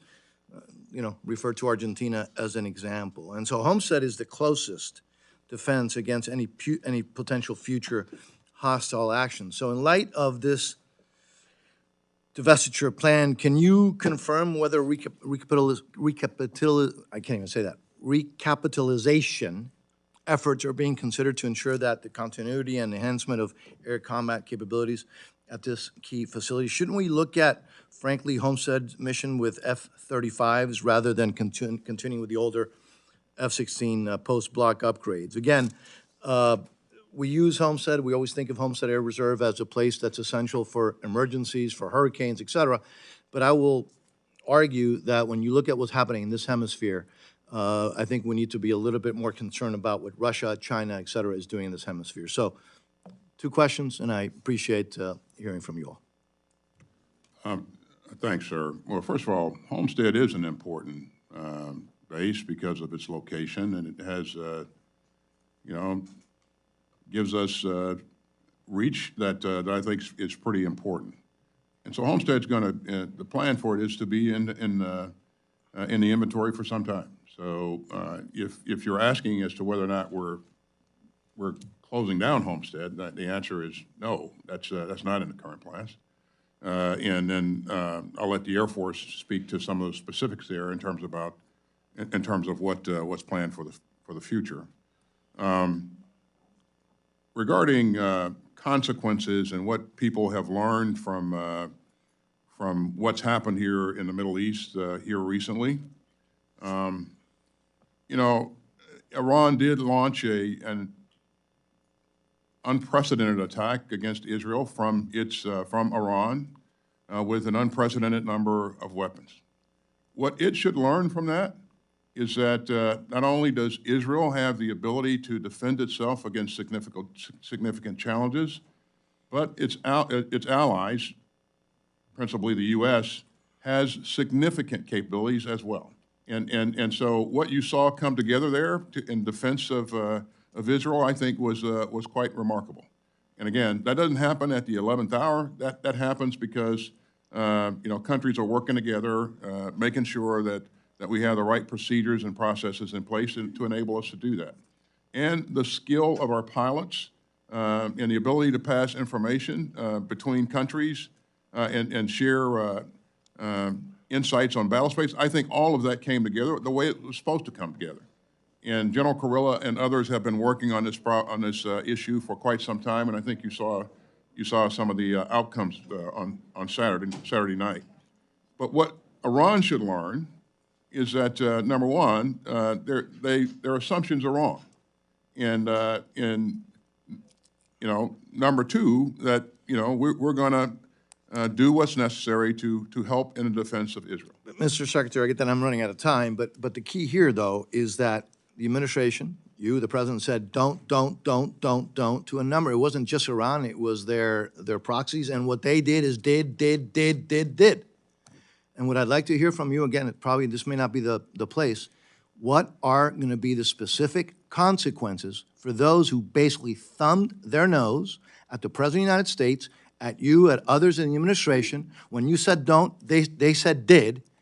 And I hope that we are able to see some serious consequences, because otherwise, with all due respect, just like peace in our time, just like the reset, that's going to be one of those words that will be kept for history's sake as frankly a very sad joke. I'm out of time. I yield back. Thank you, gentlemen. Mr. Kilmer. Thank you, Chairman, and thank you, Mr. Secretary, for being with us. Naval Hospital Bremerton in my district closed its labor and delivery unit in April of 2022 as a result of the military health system downsizing several military treatment facility capabilities and staff. In my neck of the woods, the local healthcare network has simply been unable to manage the additional patient load, and it is unrealistic to have our service members travel all the way to Madigan Army Hospital, which is 43 miles away, not to mention having to cross a toll bridge, for consistent general and maternal care. Without continued pressure on DHA to expedite reassigning additional personnel to the Naval Hospital and reopening the labor and delivery unit, healthcare for our sailors and their families will continue to deteriorate. These shortages are unacceptable and dangerous at a critical time when the Navy plans to expand its missions and maintenance in the region, and when the DoD recently announced the stabilization of the military health system by bringing patients and families from the heavily referred off-base providers back to understaffed MTFs. With this in mind, have you discussed the impacts of these personnel shortages on our sailors' readiness with DHA?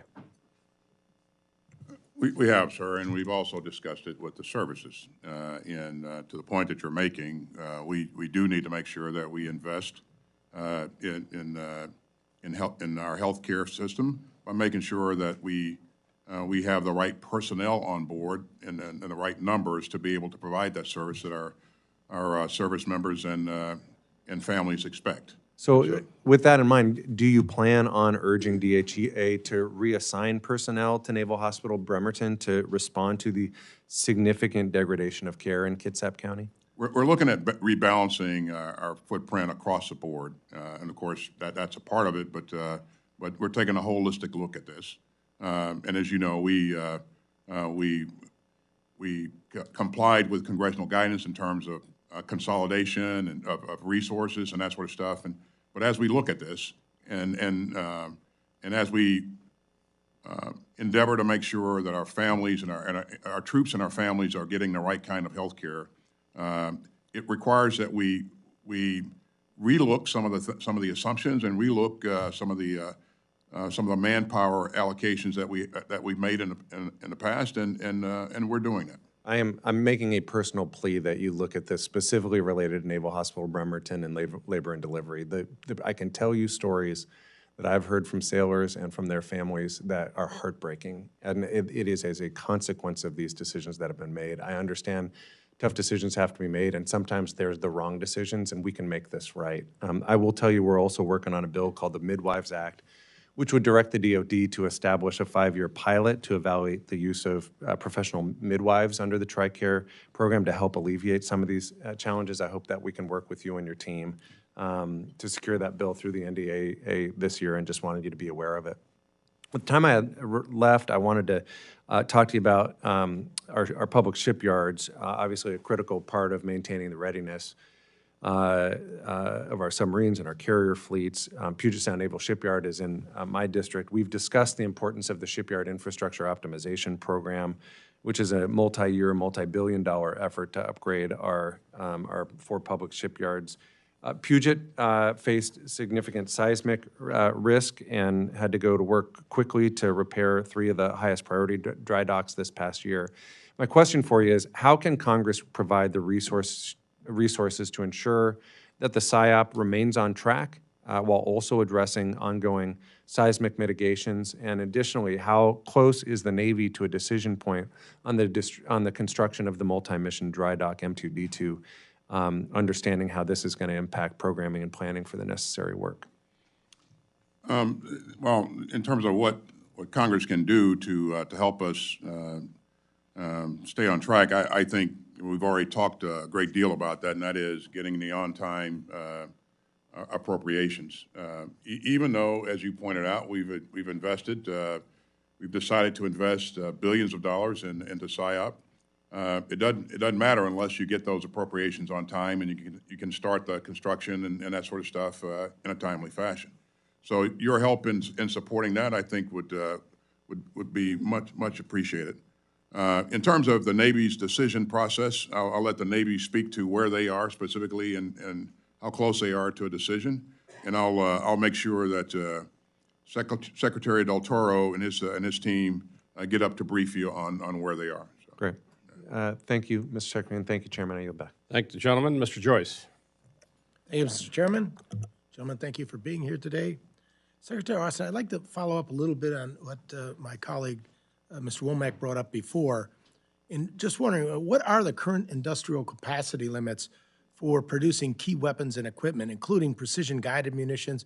And how quickly could industrial capacity for producing key weapons and that equipment be increased? Clearly, there are limits, and each line of each munition, each weapon system is different. And we have worked with industry for on those critical items, things like Javelin, artillery munitions, artillery pieces, to expand capacity and to increase production rate as rapidly as possible. Because of a number of challenges, this is not instantaneous, and there are some clear lessons learned here. If we want to be able to expand rapidly in the future, we need to think about how we're doing things and whether or not there are certain processes in the overall system that we can compress. Where there are things that we can buy ahead to be able to have on hand so that we can rapidly expand production. Those are the kinds of things that we're working with industry on. But it will vary by munition, by weapon system. But what you've done in terms of providing us additional procurement authority, multi-year procurement authority, has been very, very helpful in sending the right signal to the industrial base. And again, I think we're going to need support, that support that's baked into the supplemental to be able to continue our work in expanding the industrial base capacity there. But it is critical. This is work that me and my acquisition and sustainment undersecretary are focused on routinely. And we're also working with allies and partners to get them to expand their industrial base as well. Our acquisition and sustainment undersecretary meets routinely with European counterparts to talk over issues of how we can consolidate efforts and expand lines of production and that sort of stuff. And that's having some effect. But again, it's not instantaneous. It's going to take time. Thank you. And certainly, as we deplete our resources to help our allies, we want to make sure we have our that readiness available for you at all times. General Brown, what's been taking place over in China? We continue to see them continue to make illegal and illegitimate sovereign claims over maritime areas and autonomous regions. In the South and East China Seas, China is conducting island-building campaigns to expand their exclusive economic zones, and they've militarized those islands with new ports, airstrips, bunkers, radars, and jamming stations that are deploying advanced anti-ship and anti-aircraft missiles. How are you working in concert with our allies and partners to counter China's continual steps and to acquire an increasing presence in areas where they have no legitimate or legal claim? Well, the best way for us to do this is challenge those claims. And it's the operations we do throughout the South China Sea, the East China Sea, with many of our allies and partners, A good example of that is how we support the Philippines in resupply the Second Thomas Shoal. It's the air operations and the maritime operations we do throughout the region. I would also highlight to you, having spent time as the Commander Pacific Air Forces and watched over the past really 6 years, the growing strength of our partnerships with many of our allies and partners and how they are adjusting their visions, their strategies, and their national defense strategies to align to counter what the PRC is doing in the region. And all that together is a way for us to push back. And it's not only what we do from a military standpoint, but also with the rest of our government and the other governments from an economic standpoint and how that plays into to counter what the PRC is doing in that part of the world. Thank you. I yield back, Mr. Chair. Thank the gentleman. Mr. Case. Thank you. Mr. Secretary, I appreciated the dialogue you had with my colleagues earlier on the Pacific Deterrence Initiative. I've been asking questions in our hearings this year to try to figure out what PDI actually means, and I have to admit I'm a little more confused than when I started. If it is meant as a itemization of or a confirmation of focus on China and the Indo-Pacific, clearly $9.9 billion is not that. So it's not supposed to be a summary of how good we're doing in terms of a budget against the China threat and our big picture response. If it's meant to be kind of a more of a short-term laundry list for things that we need, isolated things that we need to be doing in conjunction with ancillary to a specific part of our budget, I can understand that. But when I take a look at the PDI list that we have for this year, clearly some things I think fit into that category, but others, for example, weapons acquisition, it seems to me should be kind of more of a base budget as opposed to PDI quantified. So it's not necessarily a question, just an observation, and I'm not sure what it means nowadays. And I'd love to work with, we've had some answers have been to the effect of, it can mean a lot of things to a lot of people. It's accounting. If it had an OCO-style component to it, if there was more flexibility in the Indo-Pacific region to apply it to things like campaigning, maybe it would work better. But I think it's a kind of a work in progress, and I'm not sure it's exactly matching what we're trying to achieve. But that's more of a rhetorical statement. My question has to do with this comment. I think we all realize in spades that wherever in the world it is, we can't do this alone. We shouldn't do this alone. We're not going to do this alone, and we need to have our partners and allies be full contributors along the way, full participants. We certainly have seen this in Europe, as you pointed out in your opening statements, and we've seen a real increase in the Indo-Pacific as well.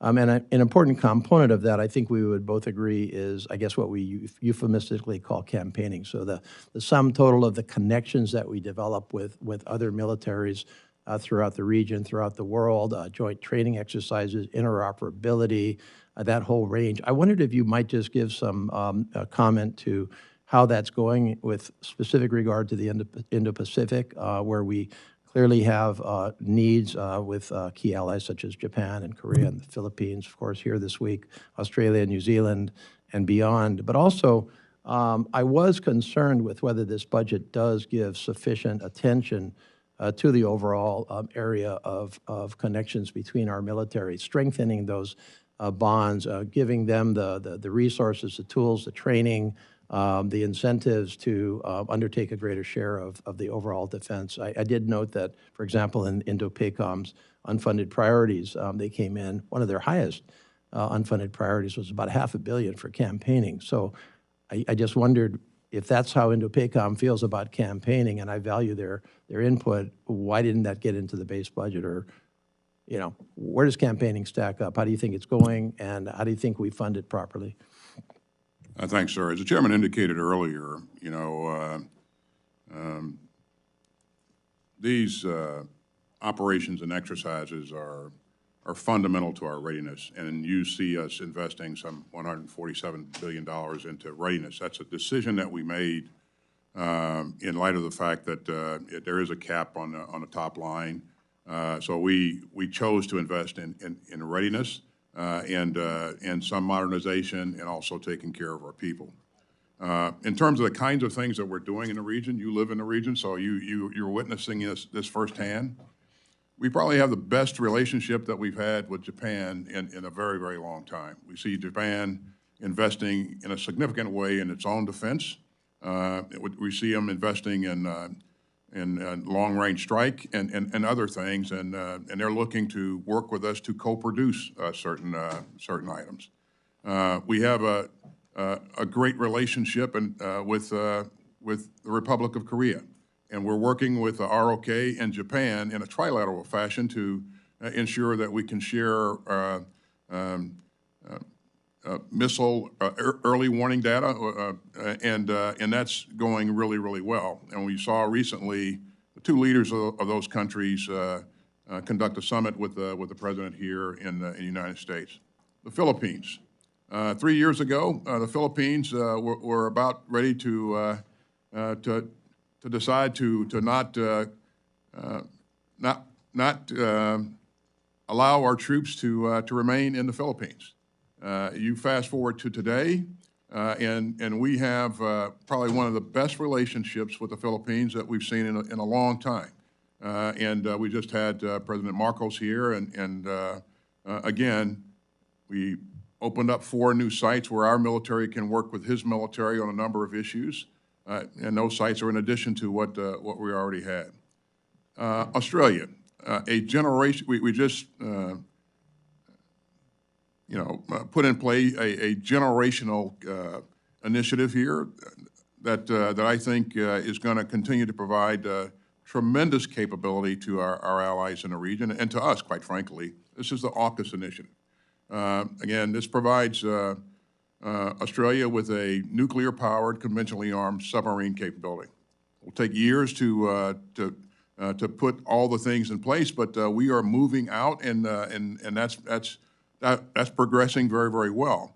And we're also working with Australia to do a number of things in terms of potentially co-producing long-range strike and some other things. India. We have, a great relationship with India. We recently have enabled India to produce jet engine in India, and that's kind of revolutionary. And that'll provide a great capability to them. And we're also co-producing an armored vehicle with India. So all of these things, when you add them up, are probably more than we've seen happen in that region in a very, very long time. And they all promote interoperability, and they all help to increase, our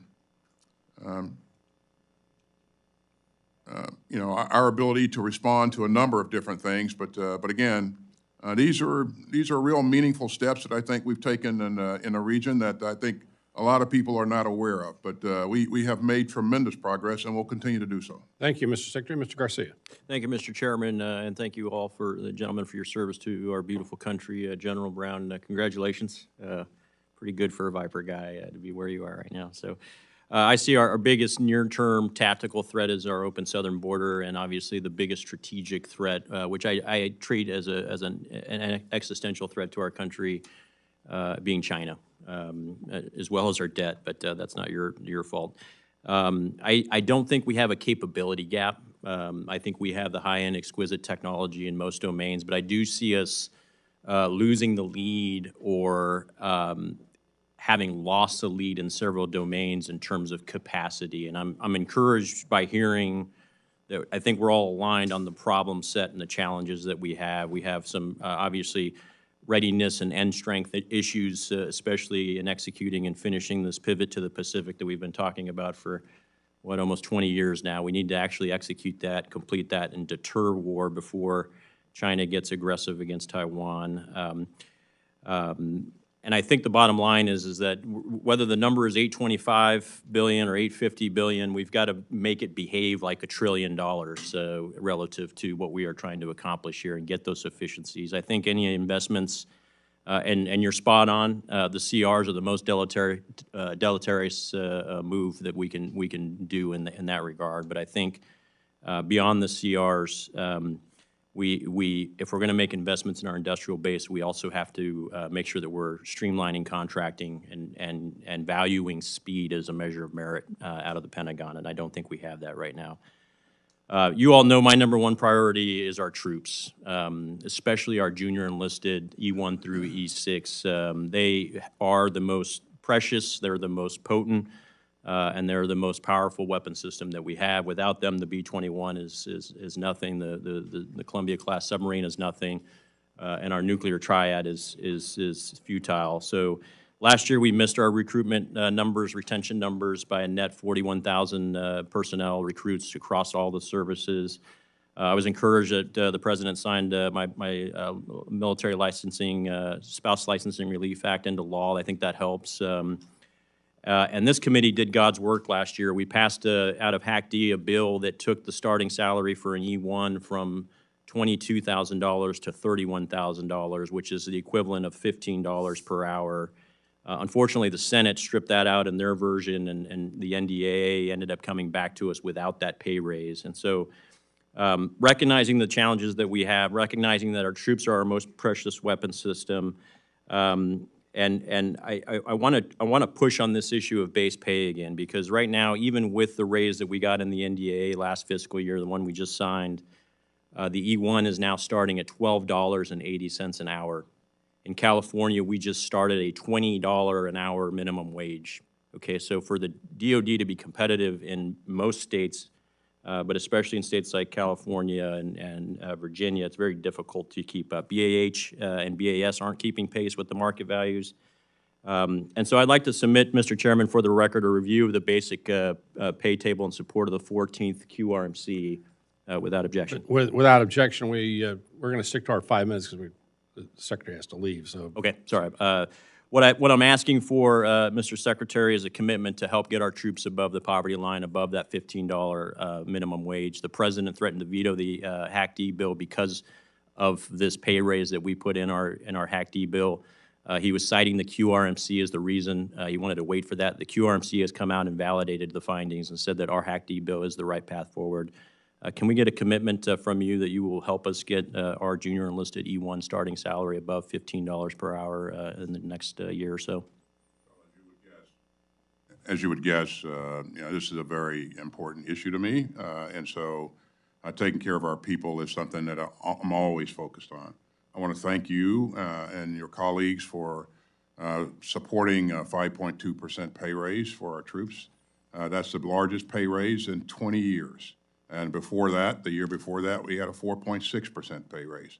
And in this budget, we're asking you for a 4.5% pay raise. So my goal is to reduce the costs that our troops and families are facing and increase the resources, whether it's child care, whether it's prices in the commissary, a number of things that we've done. And you're right, BAH is a thing that we're focused on to try to make sure that we're coming close to keeping pace and keeping pace, but the market in certain areas is pretty dynamic, and it's no easy task to keep pace.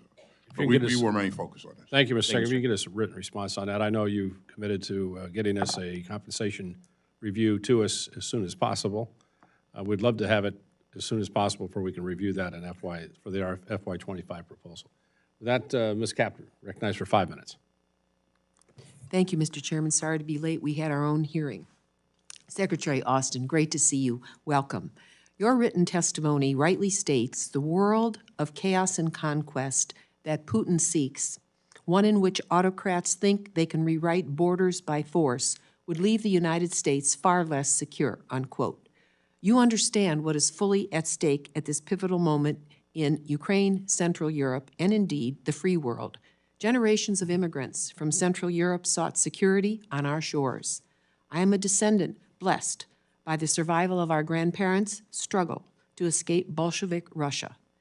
Yet many Americans appear not to fully know the history of Central Europe and what is at stake today. What are you and the Department of Defense doing to better communicate to the American people the gravity of the current real threat to the free world represented by an armed Russia, the third largest military in the world? And then secondly, do you have any concerns that the defense medicine in your department could be compromised by the complete growing dependence of our country on imports of pharmaceutical ingredients from foreign countries, some of which are adversaries. Thank you.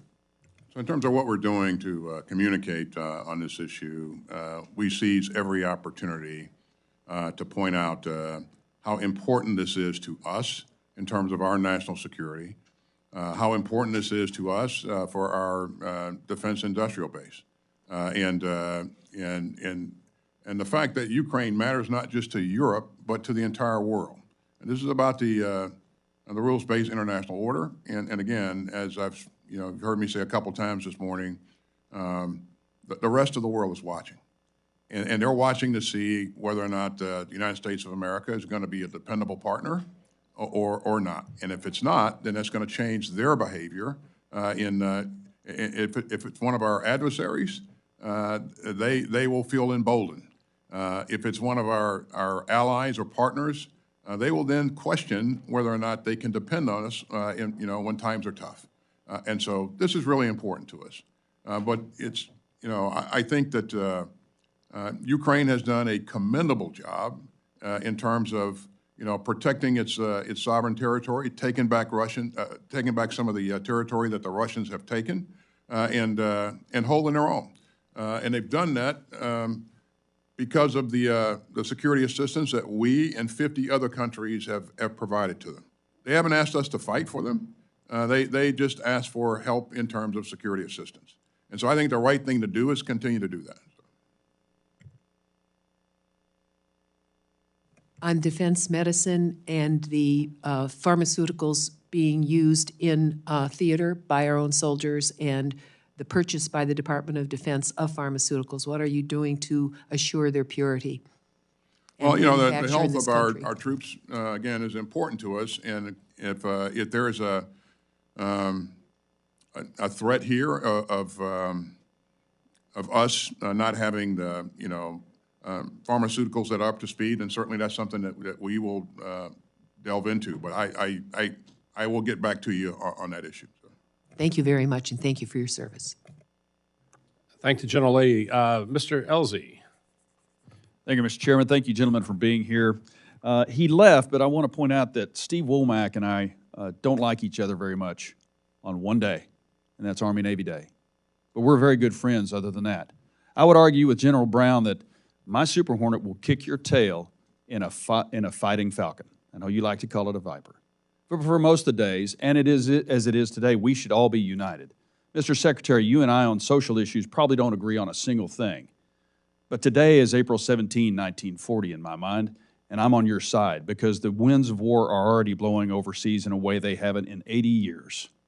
We have 4 dictatorships, all of which are involved in genocide. Iran, genocide of the Jews. Russia, genocide of the Ukrainians. China, genocide of the Uyghurs. And North Korea wants to redefine their relationship with the South through armed combat. I wish it was April 17, 1946 when we could talk about cuts, but we can't.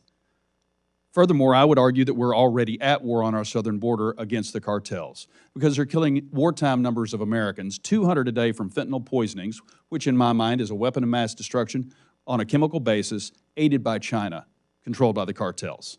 In addition, we're losing that many number of people that you're trying to recruit that need to be going to the police force, to the reserves, to teaching, to having families in this country. You're in a struggle against a group that is being killed at wartime numbers, not seen since World War II. We should be on a wartime footing in this country right now. So the border is an issue. But those 4 regimes that I just talked about make it look like it's April 17, 1940. And we've been fortunate enough to see a constellation of stars on shoulders this week. And what they've all told us from the EUCOM commander, he says he needs EW and AEW. They're not building any 18 Growlers anymore. We need more of them. The Israelis need tankers. I talked about that in June when we went there before October and talked about that with the Prime Minister. Indo-PACOM and the Marines need contested logistics capabilities with C-130Js and their landing ship medium. In Ukraine, most of the money that we're going to spend goes to weapons for us. We won World War II with Liberty ships. And this LSM that the Marine Corps needs 35 of and identified that in 2022 would have cost $100 million apiece. But requirements got in the way. And here we are 2 years later, we still don't have them. They've got ballooned up to $350 million because the requirements office. And we won't get them until 2027, and that's assuming we pass these spending bills. If we go on a CR, now we're in 2028 when we've identified that Xi Jinping wants to act before 2027. So in the supply, man, and equip realm, I would say that our acquisitions process is broken. We need to be on wartime footing. We need to bypass some of the requirements that we have. Otherwise, we would have had a presidential helo by now. We would have had an LSM by now. F-35 wouldn't have been so costly, and our newest version of the aircraft carriers wouldn't be 3 years behind and billions of dollars over budget. Because I'm a little worried about what we have right now. We're not ready for the war that looks to be looming, and I'm interested in preventing that. So I would like to hear from you, General Brown, how you feel about the EW need, because they're not making any more Growlers, but the line is about to close on the Super Hornet. If we lose an aircraft carrier and we don't have any Growler capability, all that EW need goes away. We're losing our E3 capabilities. So how do you feel about the EW, AEW need right now? Well, let me start out with what you just laid out as far as the sense of urgency that's required and understanding where the threat is. And EW is an area that we've watched that threat increase, and we haven't had to deal with it for the past couple of decades, and we need to up our game in this area. Doesn't necessarily have to be a Growler, but I do think we do need to approach this with seriousness on our focus on EW, on tankers, on munitions, the range of capability and capacity that we need in order to be able to address all the challenges you highlighted. Thank you for that answer. And as far as the LSM goes, we need a high priority for that because that's specifically needed for the Marine Corps. The Requirements Office needs to drop its opposition and the raising of costs because we don't have the money to deal with that. We won on Liberty ships that didn't have requirements, didn't have shock trials. We need to move forward. In the time I have remaining, if Article 5 happens and we lose Ukraine and they step 1 foot in Poland, the FRA is out the door.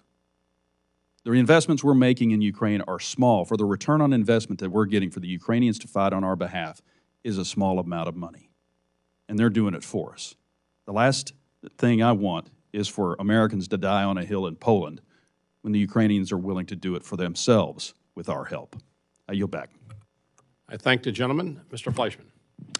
Mr. Chairman, I want to thank you again for your kind words welcoming me to this subcommittee. Want to also thank Secretary Austin, General Brown, and Mr. McCord for their testimony today. As the chairman alluded to, I chair the Energy and Water Subcommittee of Appropriations. Ms. Capter and I, she's my ranking member, we just had the Army Corps before us, but we fund the Department of Energy, and as part of that funding of the Department of Energy, the NNSA, the National Nuclear Security Administration, we are responsible for funding our nation's nuclear arsenal for the ultimate customer, the Department of Defense. And I represent the people of the 3rd District of Tennessee, gentlemen, that encompasses the great city of Oak Ridge, birthplace of the Manhattan Project, Y-12 National Security Complex. We're also building the uranium processing facility. So I'm working very, very heavily in the nuclear sector. In that regard, I'm going to address my one question today dealing with our nation's nuclear deterrent. Right now, the NNSA defense programs are intertwined with the Defense Department's programs, replacing all legs of the triad, and we're thankful for that. It will come as no surprise that I have concerns, given we see that Russia has essentially fully recapitalized its nuclear forces, China rapidly expanding its numbers and fielding a triad of its own, and the looming prospect, sadly, of a nuclear Iran. We also face the termination of New START in less than 2 years. We're entering uncharted territory dealing with potentially 2 peer nuclear adversaries as we're in the middle of recapitalizing our entire deterrent.